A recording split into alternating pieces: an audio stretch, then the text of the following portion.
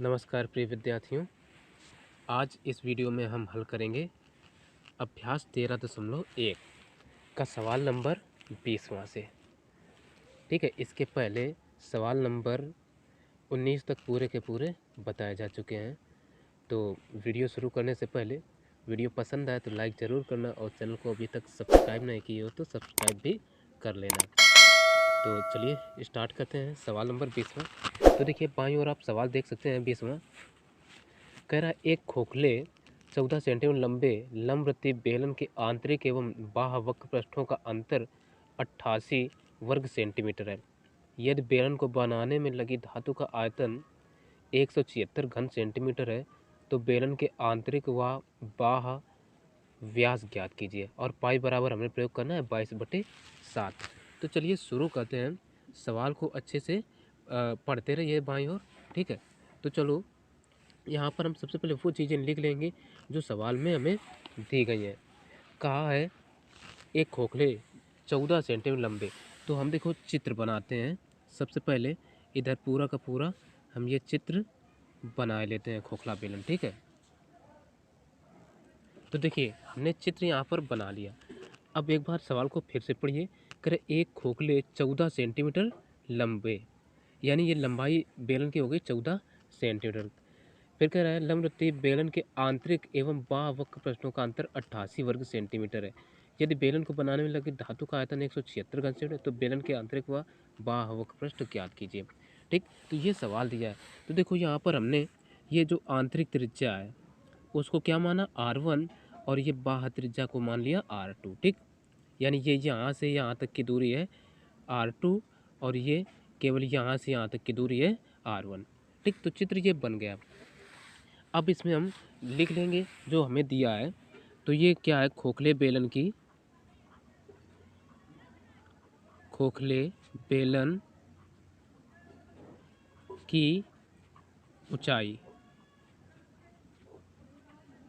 ऊंचाई यानी h बराबर हमें दे रखे हैं 14 सेंटीमीटर। ठीक, और ये सेंटीमीटर में है। अब देखो जब वक्र पृष्ठ हमें दे रखे हैं तो वक्र पृष्ठ जब दिए हैं तो हमें त्रिज्याएं पता होना चाहिए। तो त्रिज्याएं पता नहीं है तो इसलिए हमने ये मान रखी हैं। तो यहाँ ये ज़रूर लिखेंगे, माना आंतरिक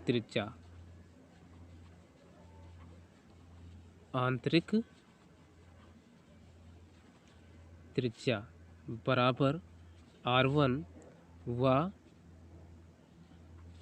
बाहरी त्रिज्या बराबर R2। इस तरीके से मान लिया। अब देखो प्रश्न क्या कहा है। प्रश्न में कह रहा है इनके आंतरिक व बाह्य वक्र पृष्ठों का अंतर 88 वर्ग सेंटीमीटर है। तो यहीं से हम कर देते हैं प्रश्नानुसार।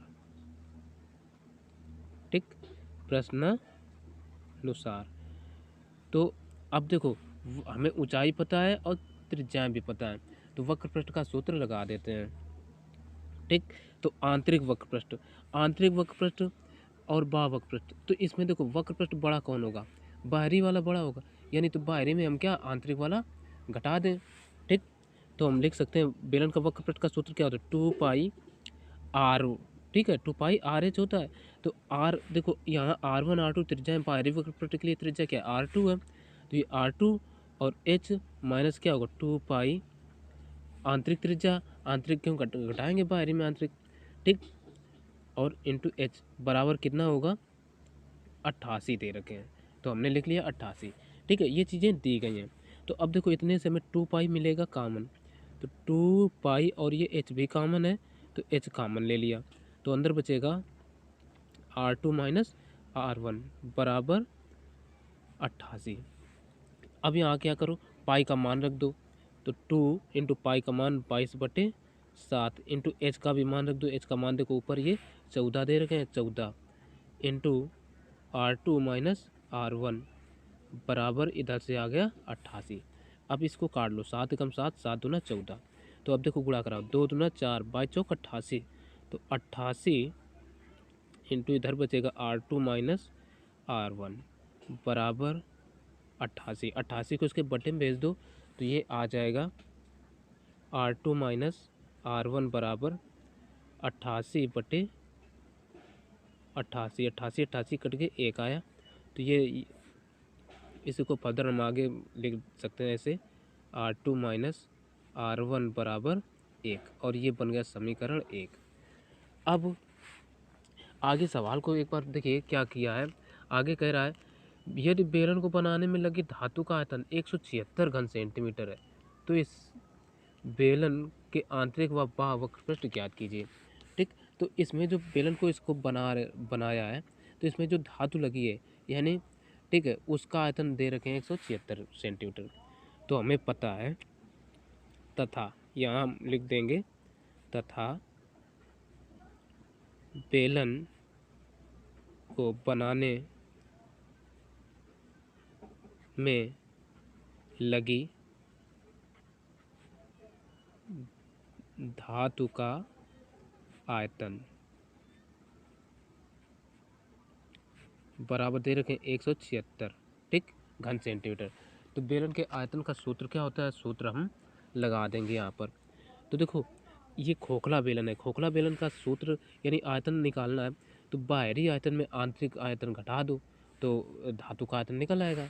तो हम लिख देंगे पाई आर, देखो बेलन का आयतन का सूत्र क्या होता है, पाई आर स्क्वायर एच। ठीक, पाई आर स्क्वायर एच।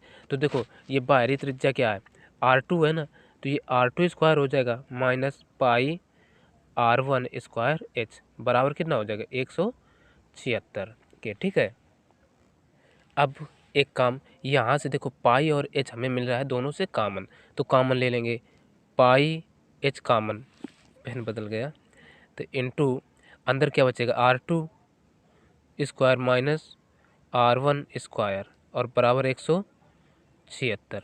अब पाई और एच का रख दो मान, पाई का मान कितना है 22/7 इंटू एच का है 14।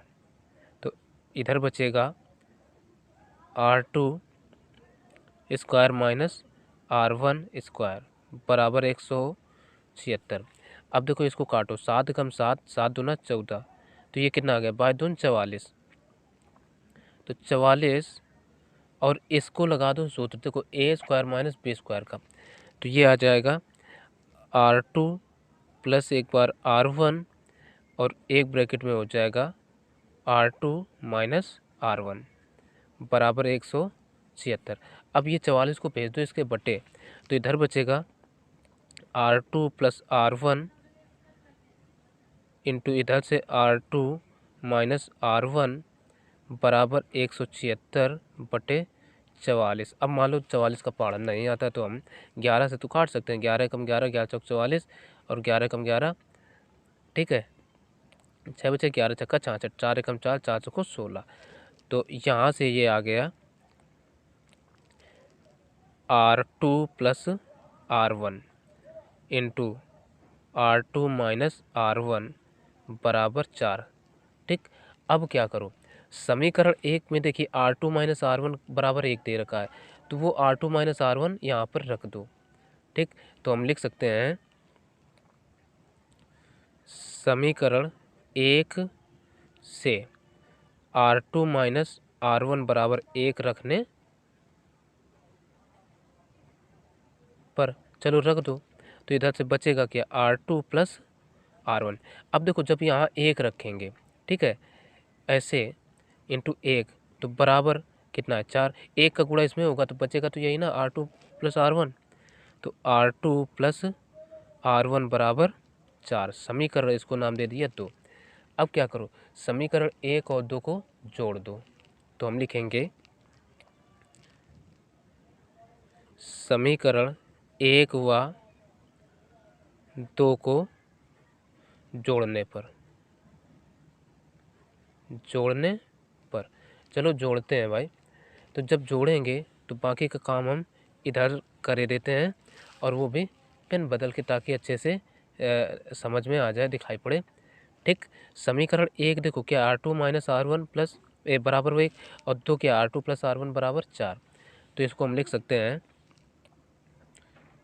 R2 माइनस R1 ठीक R1 और प्लस 2 क्या है, देखो इधर ही बाएं ओर रखे जाएंगे, दाएं ओर रखेंगे। तो ये है R2 प्लस R1 बराबर, ये देखो कितना है 1 और ये है 4, तो 1 प्लस 4 ऐसे रखेंगे। तो यहाँ R1 से R1 कट जाएगा, तो ये बचेगा क्या, एक R1 ये, एक R1 ये, 2 हो जाएगा। तो 2R1 बराबर 5। तो यहाँ से R1 बराबर आ जाएगा 5/2। ठीक, अब एक बात ध्यान दो, R1 नहीं है R2 है भाई। ठीक, 2R2 बराबर इतना। तो इसको हम ऐसे बंद कर सकते हैं। अब ये जो R2 का मान आया समीकरण 1 में ही रख दो, 1 में या 2 में जिसमें चाहो उसमें रख सकते हो। तो हम लिख देंगे ये R2 का मान समीकरण 1 में रखने पर, चलो रख दो। एक क्या है, R2 माइनस R1 बराबर 1 है। तो R2 का मान कितना, 5/2 आया। तो 5/2 माइनस R1 का मान कितना है, R1 का मान ये आया, नहीं R1 तो निकालना ही, R1 बराबर 1, इसको इधर भेज दो। तो माइनस R1 बराबर आ जाएगा, इधर आएगा तो देखो 1, 5/2 इधर आएगा, माइनस का हो जाएगा यानी 5/2। ठीक, एलसीएम ले लो। तो यहाँ से माइनस R1 बराबर आएगा, देखो 2 एकम 2 यानी 2 माइनस का। ठीक, और माइनस है, माइनस लगाया, इसके बटे कुछ नहीं है, -5 रहेगा बटे 2। तो ये माइनस R1 बराबर आ गया माइनस का 3/2, 2 में 5 जाएंगे, -3 बचेगा, माइनस माइनस कट गए। तो ये R1 बराबर आ गया 3/2। ठीक, अब हमसे पूछा क्या है, तो यहाँ पर हमसे देखो पूछा गया है आंतरिक व बाह्य व्यास ज्ञात कीजिए। ठीक है, तो देखो R1 R2 के मान में पता चल चुके हैं, तो हम लिख सकते हैं आंतरिक, अतः आंतरिक व्यास बराबर कितना होगा, 2 आंतरिक क्या R1 माने है त्रिज्या, तो 2R1। तो यहाँ से 2 इंटू R1 का मान अभी देखिए ये कितना आया, 3/2। ठीक, तो हम लिख सकते हैं 3/2, तो 2 से 2 कट गया, तो ये आ गया 3, और ये काय में थे सेंटीमीटर, तो सेंटीमीटर। एक तो ये हो गया। अच्छा, बाह्य व्यास भी निकालना है, तो हम कह सकते हैं बाह्य व्यास बराबर क्या होगा, 2R2, चूँकि बाहरी व्यास क्या यहाँ से यहाँ तक देखो R2 मान है, तो R2, तो हम लिख सकते हैं 2 इंटू R2 का मान कितना है, 5/2। ये देखिए R2 का मान 5/2 आया था, तो ये आ जाएगा, 2 से 2 कटा, तो कह सकते हैं ये 5 सेंटीमीटर, और यही हो जाएगा सवाल का आंसर। तो अब देखेंगे अगला सवाल। अब देखिए सवाल नंबर 21वां सवाल कह रहा है 40 सेंटीमीटर आधार त्रिज्या के बेलनाकार टैंक एक बेलनाकार पाइप से 2.52 किलोमीटर प्रति घंटा की दर से पानी भर रहा है। आधे घंटे में टैंक में पानी का स्तर 3.15 मीटर बढ़ता है। यहाँ पर सवाल में बहता लिखा है, लेकिन वो बढ़ता है। ठीक, पाइप का आंतरिक व्यास ज्ञात कीजिए, ये सवाल है। तो चलिए इसको हम प्रूव करते हैं, सिद्ध करते हैं, मतलब निकालते हैं, हल करते हैं। ठीक है, तो सबसे पहले हम चित्र बना लेते हैं। चलिए अब सवाल को धीरे धीरे फिर समझते। देखो हमने इतना चित्र बनाया, सवाल को एक बार फिर से पढ़िए। कह रहा है 40 सेंटीमीटर आधार त्रिज्या के, यानी ये देखो आधार त्रिज्या के एक बेलनाकार टैंक, यानी एक बेलनाकार टैंक होगा जिसकी आधार की त्रिज्या कितनी होगी, 40 सेंटीमीटर। एक बेलनाकार पाइप से 2.52 किलोमीटर प्रति घंटा की दर से पानी भर रहा है, यानी ये एक पाइप है, इसमें से 2.52 किलोमीटर प्रति घंटा की रफ्तार से पानी इसमें भर रहा है। फिर कर आधे घंटे में टैंक में पानी का स्तर 3.15 मीटर उठता है, यानी मान लेते हैं यहाँ से 3.15 ये मीटर ऊंचाई हो गई, कहाँ से, चलो इतनी मान लेते हैं, और इतना आधे घंटे में ये पानी इसमें भर रहा है। ठीक, तो हम इसको इतना ऐसे भरा हुआ इतना दिखा दिया कि इतना बड़ा भरा, तो ये 3.15 मीटर की ऊंचाई तक भर गया। ठीक, फिर कह रहा है तो पाइप का आंतरिक व्यास ज्ञात कीजिए।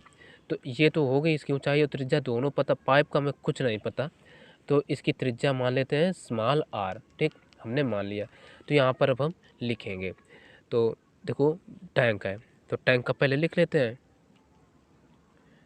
टैंक की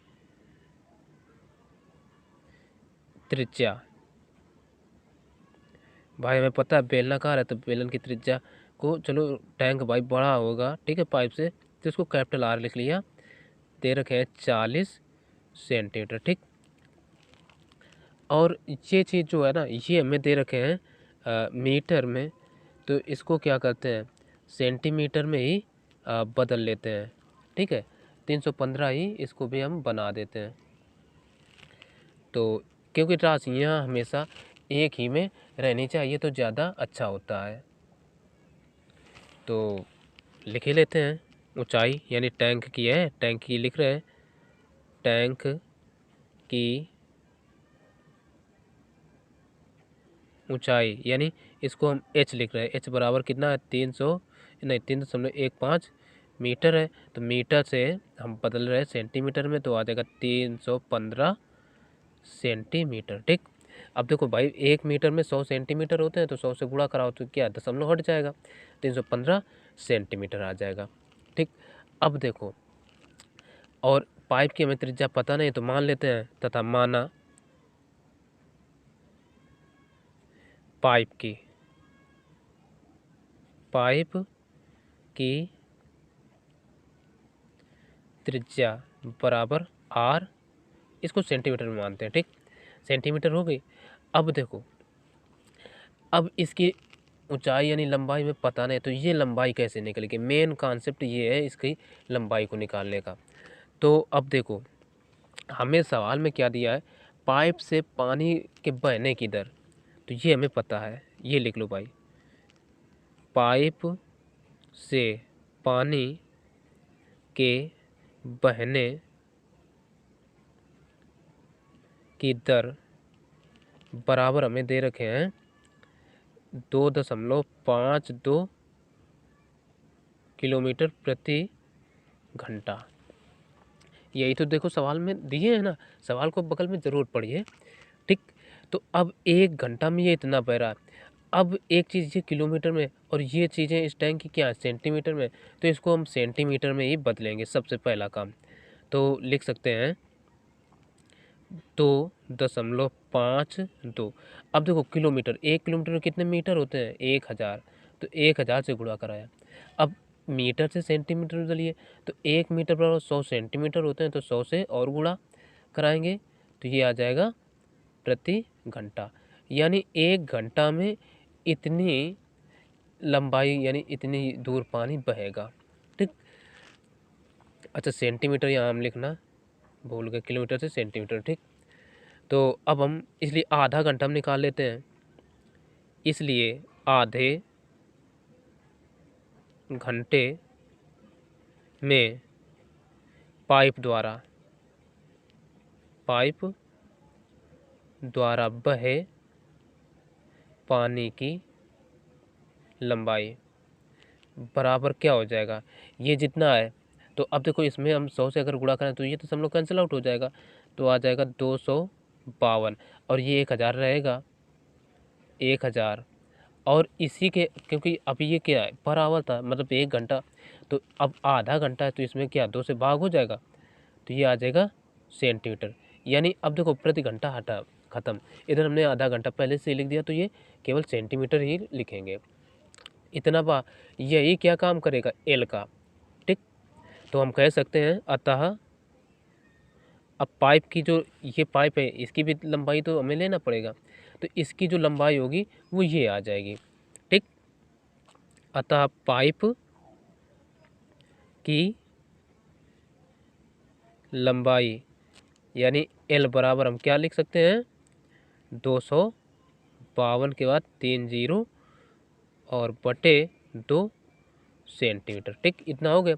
अब यहीं से करेंगे प्रश्नानुसार।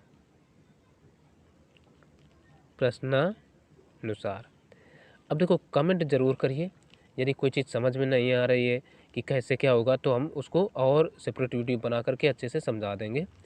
तो प्रश्नानुसार क्या करें, जितना इस टैंक में पानी भरेगा उतना इस पाइप का भी आयतन होगा और जितना इस टैंक के पानी का। ठीक, तो हम लिख सकते हैं टैंक में h ऊंचाई तक उठे पानी का आयतन बराबर होगा पाइप से बहे पानी का आयतन।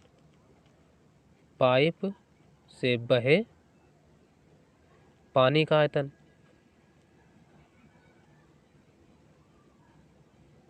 ठीक है, तो चलो अब टैंक भी देखो बेलनाकार है, पाइप भी बेलनाकार है, तो दोनों बेलन है, तो बेलन के आयतन का ये सूत्र लगेगा। तो टैंक की त्रिज्या क्या मान है, कैपिटल आर, तो ये हो जाएगा pi capital R square H बराबर पाइप का आयतन। तो पाइप की त्रिज्या स्मॉल आर है, तो पाई स्मॉल आर स्क्वायर और इसकी लंबाई क्या है, एल माना है, तो ये हो जाएगा एल। ठीक, तो पाई से पाई तो पहला काम कट जाएगा। हमें ज्ञात क्या करना है, इसकी ये स्मॉल आर ज्ञात करना है। तो कैपिटल आर का मान हमें दे रखे हैं कितना, 40। तो हम आर स्क्वायर है ना, तो इसको लिख सकते हैं 40 गुणा 40 इंटू एच। एच से देखिए 3.15 यानी 315 सेंटीमीटर है, तो 315। ठीक, बराबर आर तो ज्ञात ही करना है इंटू एल।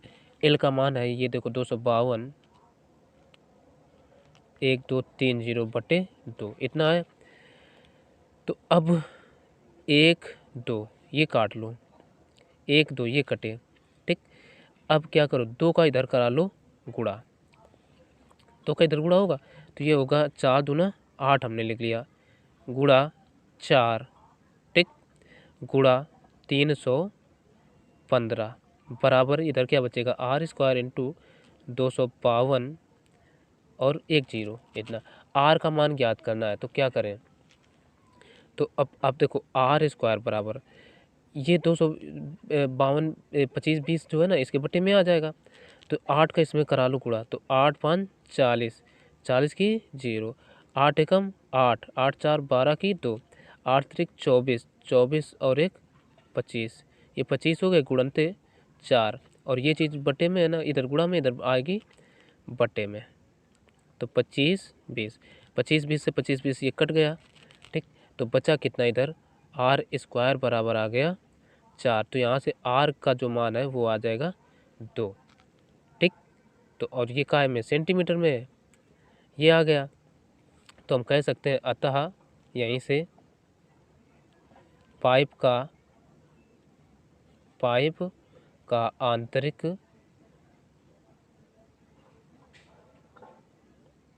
व्यास बराबर 2r होगा, यानी तो 2 इंटू 2 बराबर 4 सेंटीमीटर। यही हो जाएगा इस सवाल का आंसर। ठीक, तो अब देखते हैं अगला सवाल।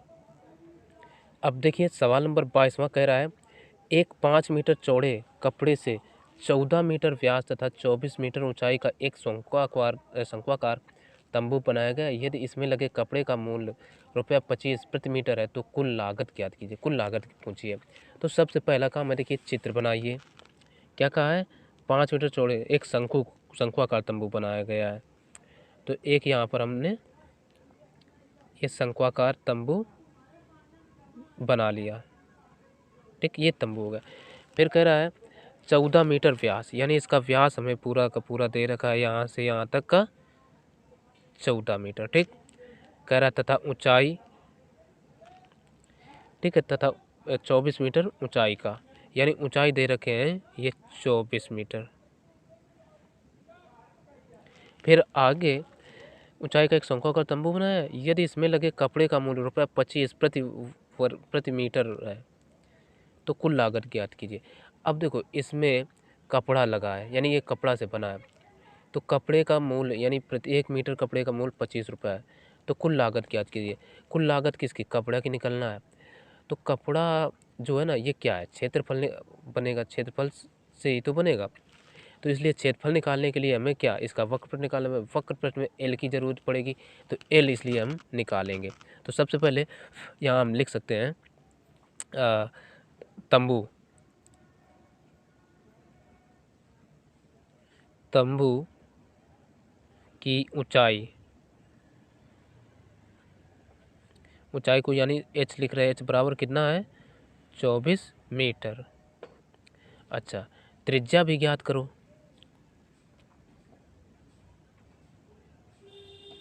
त्रिज्या, त्रिज्या यानी आर बराबर क्या होती है, व्यास की आधी त्रिज्या होती है। तो व्यास कितना 14 है, तो ये आ जाएगी 14/2। ठीक, तो बराबर नीचे की ओर हम लिख सकते हैं 7, केवल मीटर है। ठीक, 7 मीटर हो गई। अच्छा, अब एल की ज़रूरत पड़ेगी, ये पहले ही बता चुके। तो एल बराबर लगा दो सूत्र। तो एल बराबर क्या होता है, √h² प्लस r²। रख दो मान, एच का मान कितना है 24, तो 24 का स्क्वायर प्लस आर का मान है 7, 7 का स्क्वायर। तो ये आ जाएगा 24 24 आम 576 प्लस 7 7 49, इनको ऐड कर दो तो आ जाएगा 625। तो यहाँ से एल बराबर आ जाएगा, इसका वर्गमूल ले लो तो केवल 25 मीटर। ये आंसर आ गया एल का। अच्छा, अब हमें इसका वक्रपृष्ठ पर ही क्षेत्रफल निकलेगा, उसी की लागत निकालना होगा। तो इसलिए हम क्या करें, इसमें सूत्र लगा देते हैं शंकु का वक्रपृष्ठ का। ठीक, शंकु का वक्रपृष्ठ, शंकु का वक्रपृष्ठ बराबर सूत्र होता है πr/l। तो रख दो, यहीं पर पाई का मान 22/7 इंटू आर का मान ये देखिए 7 है, तो हमने लिखा 7 इंटू एल का भी 25 आया। तो ये 7 से 7 कटे तो 25 दून 50, 25 दून 50 5 55। ठीक, देखो भाई 25 दून 50, 50 की 0, 25 दून 50 5 55। ठीक है ना, ये हो गया। और ये काय में आया, ये केवल मीटर स्क्वायर में आ गया। अब ये क्या आया भाई, इस तंबू का क्षेत्रफल ही तो आया, यानी वक्रपृष्ठ क्या होता है क्षेत्रफल, कहीं भी पृष्ठ की बात हो तो क्षेत्रफल होगा। ठीक, तो हम कह सकते हैं, अब देखो चूंकि तंबू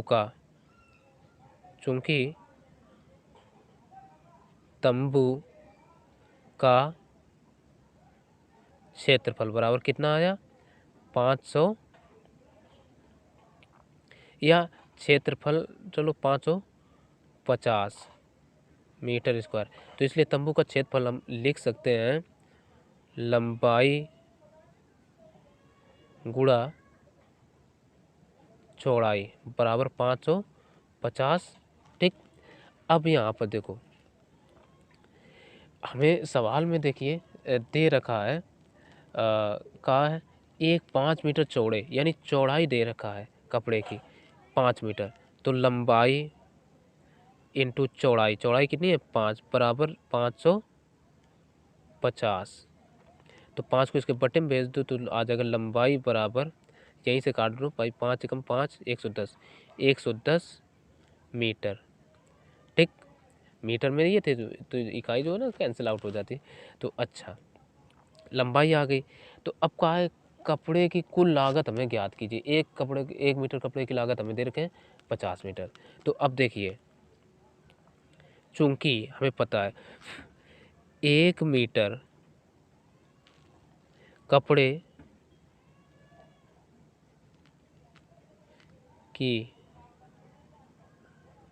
लागत बराबर दे रखे हैं ₹25। ठीक, तो इसलिए 110 मीटर की कितनी लागत होगी, 110 मीटर कपड़े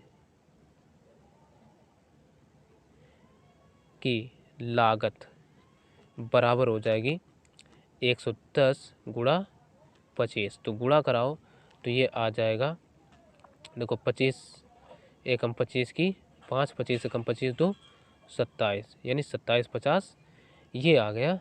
और हिंदी में हम रुपये चलो लिख देते हैं पीछे, यही हो जाएगा इस सवाल का आंसर। ठीक है, यदि हम साइन में लिखते तो वो रुपये आगे लिखते, हिंदी में लिखा इसलिए पीछे लिख देते हैं। तो ये आंसर। अब अगला सवाल, अब सवाल नंबर 23वां देखिए। 23वां सवाल कह रहा है पानी से भरे एक बेलनाकार टैंक को 225 लीटर प्रति मिनट की दर से खाली किया जाता है। यदि इसके आधार का व्यास 3 मीटर तथा ऊंचाई 3.5 मीटर है तो कितने समय बाद आधा टैंक खाली हो जाएगा। तो बड़ा ही बढ़िया सवाल है। तो चलिए इसको भी हम चित्र बनाते हैं, सबसे पहले उसी से समझाएंगे। तो एक ये हमने बेलनाकार टैंक बना लिया, ठीक है, ये बेलनाकार टैंक हमारा बन गया। अब इसकी हमें क्या दे रखे हैं, चलो ये हो गया। फिर कह रहा है आधार का व्यास 3 मीटर, यानी व्यास पूरा दे रखे हैं हमें 3 मीटर, सवाल में पढ़िए, ठीक। फिर कह रहा है तथा ऊंचाई 3.5 मीटर है, यानी ये पूरी की पूरी ऊंचाई हमें 3.5 ये मीटर में दे रखे हैं, ये मीटर, और ये भी व्यास कितना है 3 मीटर, ये भी मीटर में ही है। तो कह रहा कितने समय बाद आधा टैंक खाली हो जाएगा। तो इससे पानी बाहर निकल रहा है कुल मिला करके, ठीक। तो आधा टैंक खाली करना है। तो सबसे पहले हम क्या करें, इसकी जो हमें मापें दे रखे हैं उनको लिख लेते हैं। टैंक की ऊंचाई को हम h से लिखते हैं। तो h बराबर कितना है 3.5 मीटर। अब मीटर में है, इसको भी देखो एक ही इकाई में बदल लो, दोनों को सेंटीमीटर में कैलकुलेट करने में आसानी रहेगी। और ऐसा क्यों कह रहे हैं, देखो चूँकि आयतन जो है ना, यानी 1 मिनट में कितना 225 लीटर पानी बाहर निकल रहा है, खाली हो रहा है, तो हमें आसानी रहेगी क्योंकि 1 लीटर बराबर होता है 1000 घन सेंटीमीटर। तो इस सबको हम घन सेंटीमीटर में ही बदल लेंगे, ठीक। तो हम लिख सकते हैं बराबर 350 सेंटीमीटर, यानी इसमें 100 से गुणा कराओ तो 2 अंक पर दशमलव इधर खिसक जाएगा, तो 350 सेंटीमीटर हो जाएगा। अब देखो तथा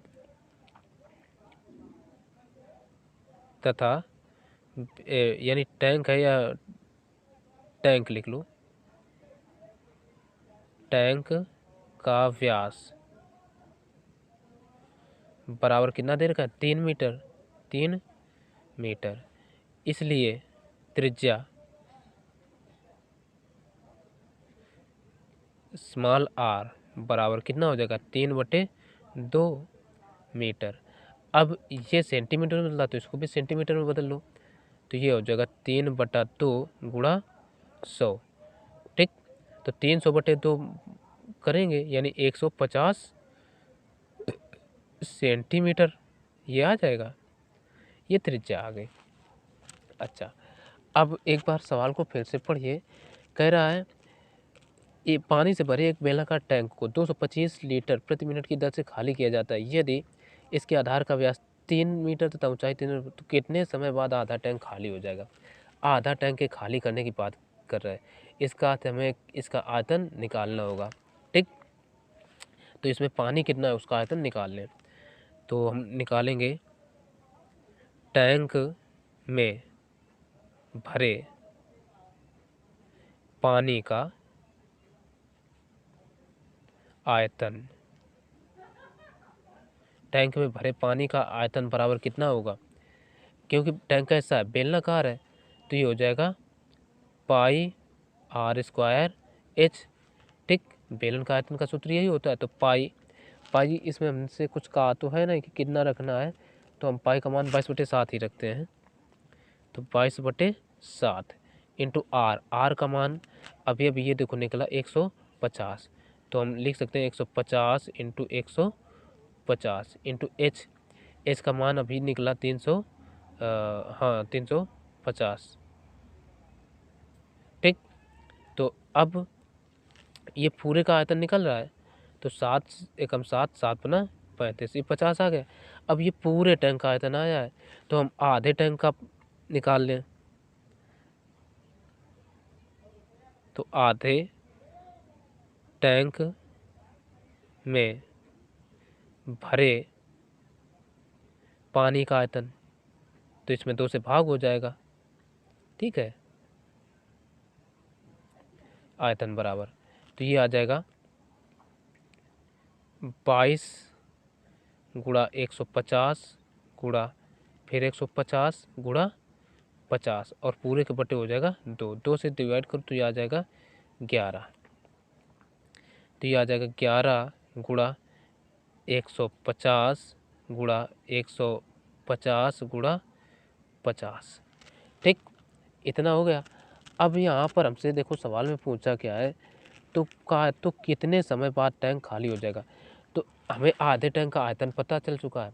और 1 मिनट में, यानी 1 मिनट में कितना खाली हो रहा है सवाल में, कि इससे 1 मिनट में 225 लीटर पानी बाहर जा रहा है खुला करके। तो हम क्या करें, 150 से इसमें 225 से दे देते हैं भाग आयतन में, तो समय निकल आएगा, ठीक। तो हम टैंक को लिख सकते हैं यहाँ से, टैंक को आधा खाली करने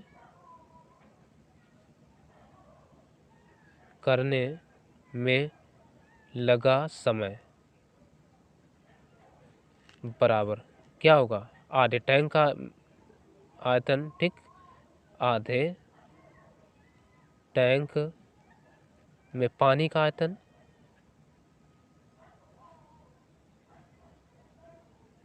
ठीक। अब चूंकि सवाल में देखो 1 मिनट में खाली करने का दे रखा है, तो 1 मिनट में खाली किए गए पानी निकाल लेते हैं, आएगा, ठीक है। 1 मिनट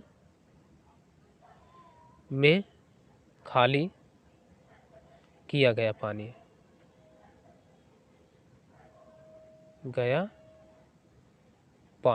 ठीक, ये आ जाएगा। तो अब ये हो जाएगा, आधे टैंक का आयतन कितना है, 11 गुणा 150 गुणा फिर 150 गुणा 50 बटे 225 है। अब ये लीटर है। तो अब मेन बात यहाँ पर एक है समझने वाली, ठीक, तो वो हम दिखा देते हैं। अब देखो, चूंकि 1 लीटर बराबर होता है 1000 घन सेंटीमीटर, ठीक, ठीक है ना, ये होता है,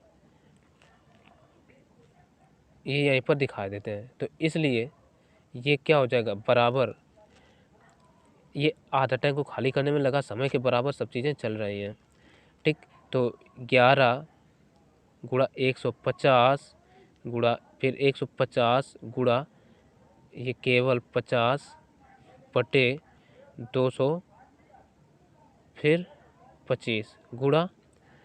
अब तो इसको देखो, ये लीटर में है ना, लीटर से बदलने में हमें क्या करना है, 1000 से इसमें क्या गुणा करेंगे, तो 1000 हो जाएगा, ठीक है, क्योंकि 1000 लीटर बराबर क्या, 1 लीटर बराबर 1000 घन सेंटीमीटर होता है, तो करा दिया। तो 0 0 तीनों हमने इनके काट लिए। अब क्या करूँ, 11 11 और 5 का गुणा, 11 पच्चे 55, ठीक, 11 पच्चे 55 गुणा 15 15 हम 225 बटे कितना है, 225 है, 225 है। तो 225 से 225 कट गए, तो आ गया ये, अतः आधा टैंक खाली करने में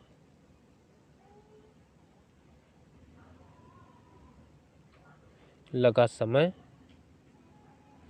बराबर आ जाएगा 55 मिनट, ठीक, ये हो जाएगा इस सवाल का आंसर। तो अब अगला सवाल देखेंगे।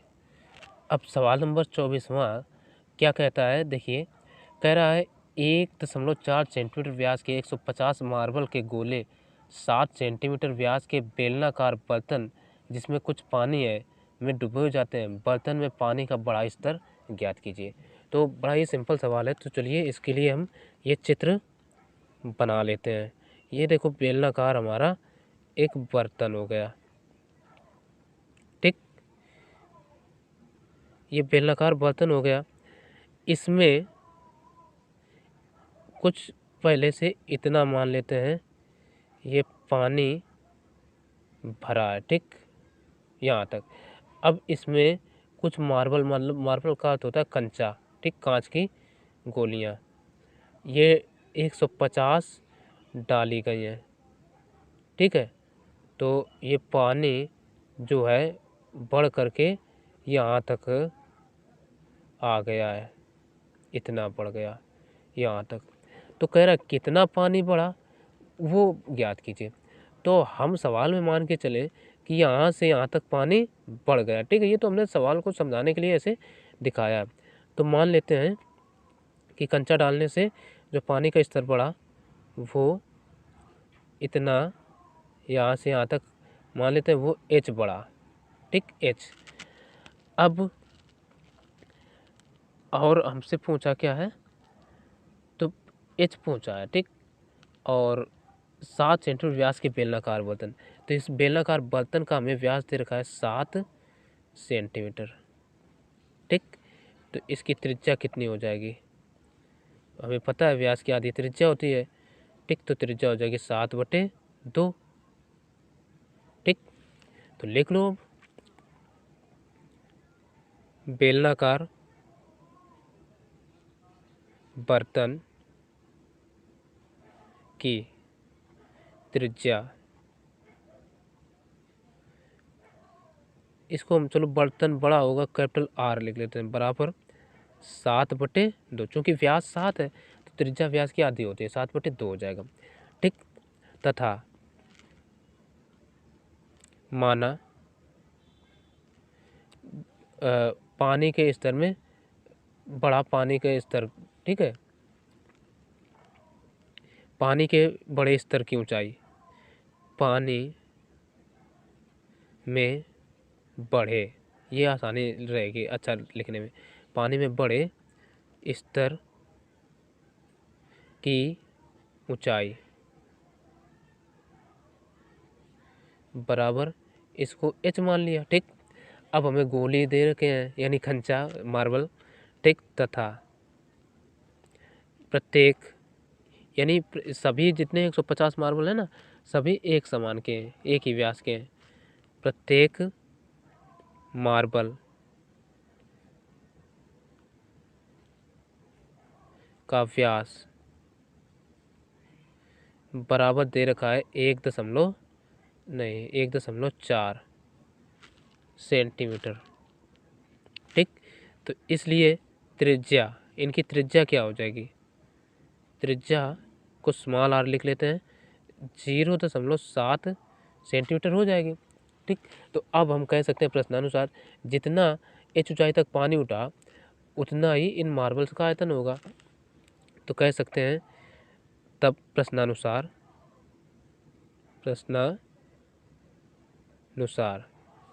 क्या होगा, h ऊंचाई तक उठे पानी का आयतन बराबर होगा 150 मार्बल का आयतन, मार्बल का आयतन का, ठीक है, आयतन, ठीक, ये आयतन समझना। अच्छा, तो अब देखो h ऊंचाई तक पानी, ये भी बेलनाकार है, और गोल, ये जो कंचा है वो है गोलाकार। तो सूत्र लगा दो, ऊंचाई तक पानी का आयतन क्या होगा, ये बेलनाकार है तो बेलन का आयतन का सूत्र होता है पाई r²h।